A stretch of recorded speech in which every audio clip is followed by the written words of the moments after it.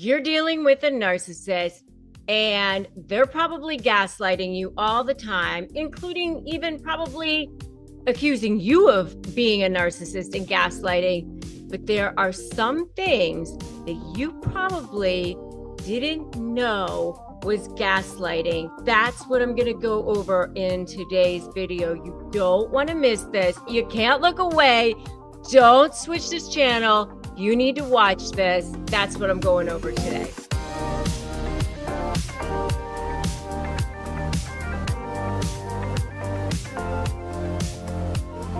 Hey there, I'm Rebecca Zung.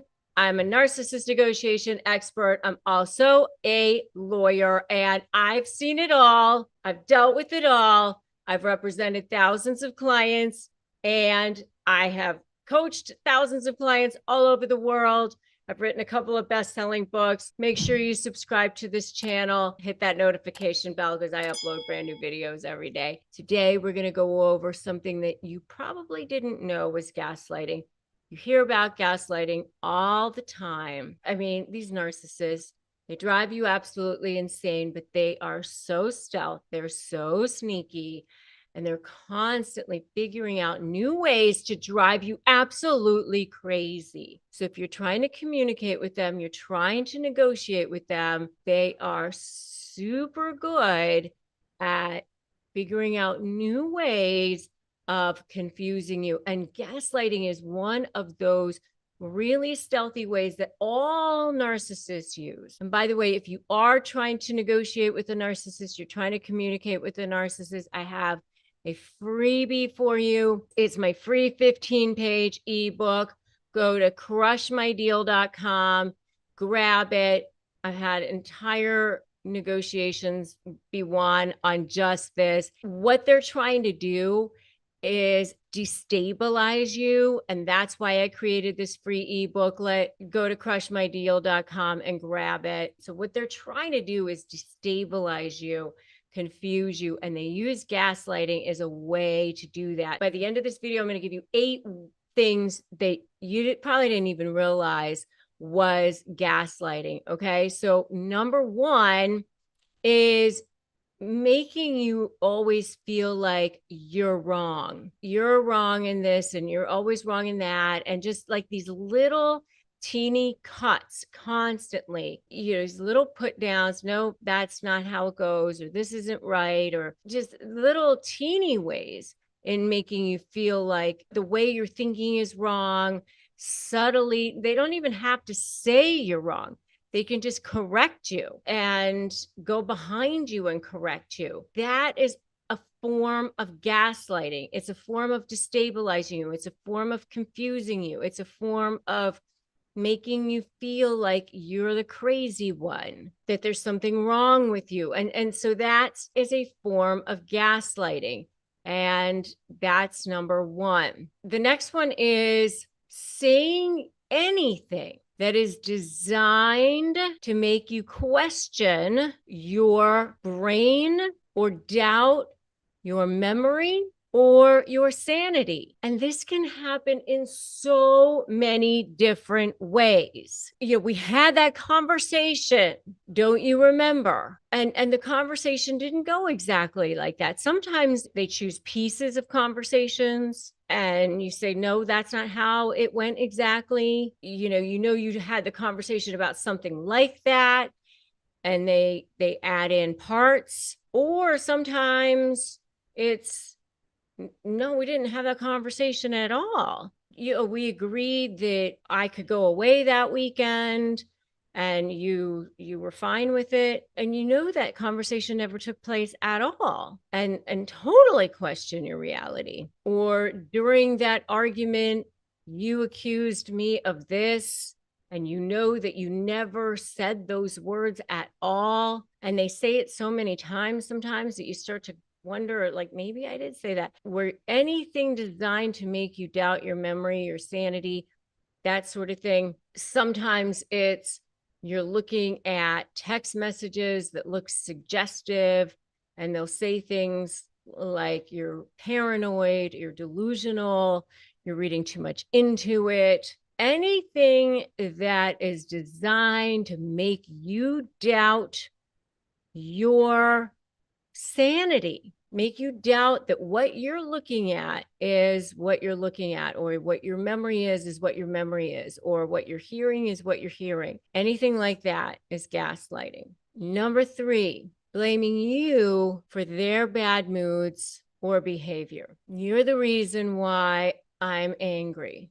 You're the reason why I'm upset. You're the reason why I am behaving the way that I am. They are responsible for their moods. They are responsible for their anger. They are responsible for their own emotional regulation, just the same, by the way, as you are for yours. People are responsible for their own moods and their own regulation, and nobody should be blaming anybody else for their own moods and their own emotional behavior or regulation. You can't make me feel anything, technically. I mean, I know we say that all the time, but in reality, we have a choice on how we respond. That's why we say respond, don't react. That's why we say that. Blaming you for their bad moods or their behavior is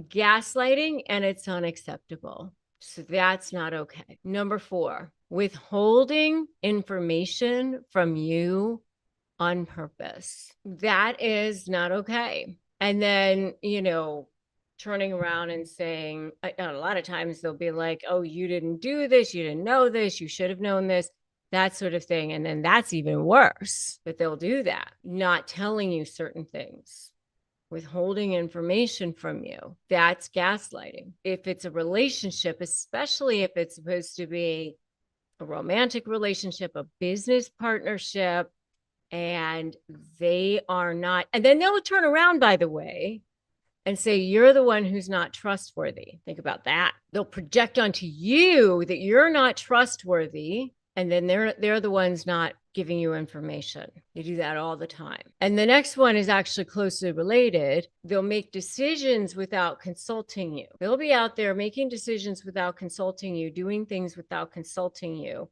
living a life without consulting you, and then turn around and accuse you of being the one who's not trustworthy, and making you feel like you're the one who's in the wrong.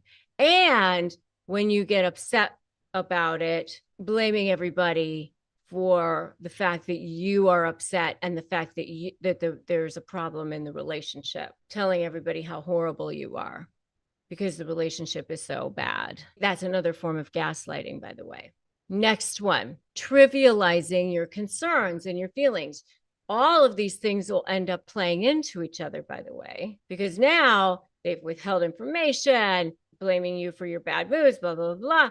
And you bring up these concerns, they will trivialize your concerns and your feelings. You're making too much of this, you're blowing things out of proportion. See how that goes? They went out, they bought a new car, they didn't bring you into that decision, they didn't consult you, they trivialize your concerns, your feelings about it, make you feel like you're in the wrong. One thing feeds into another. It's all gaslighting. It's one big, huge thing of gaslighting. Number 7, calling you names and other forms of verbal abuse. And, closely related to this one, by the way, is making fun of you and then saying that it's a joke. Oh, you have such a big butt. Ha, ha, ha, ha, ha. Oh my gosh, can't you take a joke? You're so sensitive. Can't believe how sensitive you're. So oversensitive. Can't you take a joke? Calling you names. That's all verbal abuse. And that's all gaslighting, because then you're over there feeling like there's something wrong with you because you can't take a joke. Maybe you are oversensitive. And then you'll even tell your friends, I think I'm just oversensitive. That is a joke that we have between us. You'll even defend it to your friends sometimes. Don't do that. Don't trivialize your own concerns to your friends. If it's a red flag and if it doesn't feel good to you, then it's not good. Listen to your gut on this. It's wrong. It's so wrong. I want you to put that in the comments right now. So wrong. It is so wrong. And it is so not okay. If it feels bad in your gut, then you know that it's not good. Listen to your heart. Listen to your gut. Listen to your soul. Your soul knows. Your soul always knows. Your soul is whispering to you. Your soul is telling you something. Your soul's going, hey, this is not okay. And that soul is going to speak louder and louder and louder to you until it says, no, because your soul will survive. And finally, the last one is when you finally are ready to leave, then they'll do things like threaten self-harm, threaten to hurt you, threaten to hurt themselves, play on guilt, maybe try to make you feel guilty if you're going to leave. All of that threatening stuff. That's gaslighting too, because a lot of times they're probably not even going to go through with it. Or if they do, it's, terrorist tactics, which is why I have my slay methodology, by the way. You're going to ethically manipulate the manipulator. That's how you get out. Slay the narcissist, strategy, leverage, anticipate, focus on you. That's what works. That's how you squeeze them and ultimately incentivize them to get what you want. And by the way, closely related to all of this are 6 little known manipulation tactics that narcissists use. And that's going to be the next video that you're going to want to watch. But before you do that, you're going to want to make sure that you subscribe to this channel and hit that notification bell and join my free private Facebook group, Narcissist Negotiators with Rebecca Zung. Make sure you do that as well.